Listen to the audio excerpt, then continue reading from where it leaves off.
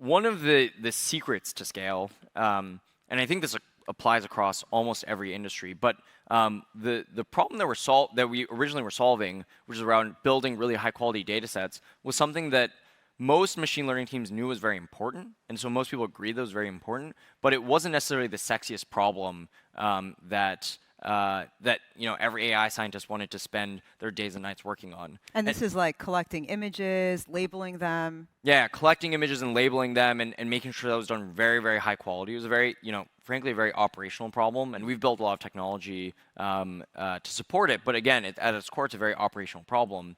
And there's one article that was pretty seminal for me early on, which was it was an article by Paul Graham, or an essay by Paul Graham, I should say, called Schlep Blindness. And I encourage everyone to read it if you get a chance. But basically, the idea was that most people avoid thinking about the really sort of just like hairy, ugly, difficult, annoying problems that exist in the world, but they're really, really important. And he actually uses Stripe as one of the examples in his essay. But there's these problems are everywhere. The sort of like ugly, hairy problems that everyone knows are important, but aren't sexy to work on. And if you can identify what those problems are, then those generally make really exciting startup ideas. So that was kind of that was a lot of the original pitch was like, this is important, but you probably aren't the most excited to work on it. And then we were just,